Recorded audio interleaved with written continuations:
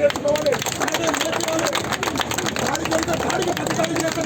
దాడికి పదిదాడి చేస్తేనే ఈ సమాజం తరవంచుకో తప్ప ఇప్పుడు దాడికి పదిదాడి చేస్తారు. మనం పదిదాడి చేయకుండా పాడదాడి చేస్తే వాళ్ళు ఈసారి మనం దాడి చేస్తూనే ఉంటారు. మనం తిరగబడాలి.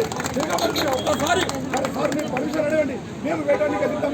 మేము కోరేగా సైనికులం కొత్త నుంచి తిండి తినలేము. రాత్రి 3 గంటల పోలీసులు పర్మిషన్ ఇస్తే వేటాడడానికి ఆనాడు భీమ్ సైనికులు ఆనాడు భీమ్ కోరగాని యుద్ధంలో పోరాడమే యుద్ధం విన్నాం. ఒక్కసారి పోలీసులను పక్క జరగమనండి.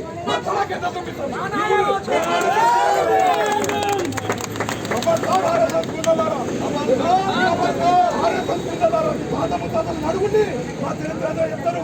మేము మా దగ్గర 6 గంటలు ఉన్నాయి. మీ ఊళ్ళో జరిగే ఊరికి చెడి పడితే మైసమ్మ పొందులను పోయాలి. ఆ మైసమ్మ పొందులను పోయి చరిత్ర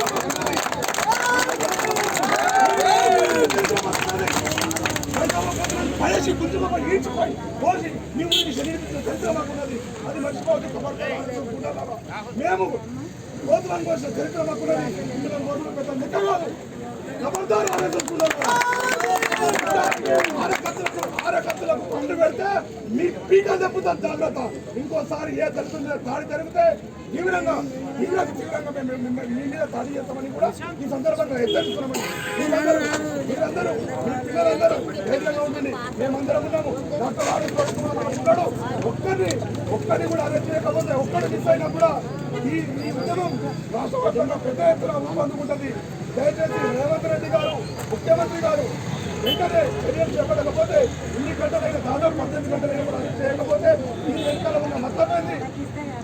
మరి ఆనాడు ఆలస్యంగా పనిచేసినటువంటి వ్యక్తి ఈరోజు ముఖ్యమంత్రి చేస్తేనే జరుగుతలేవు. ఈరోజు ఉన్నటువంటి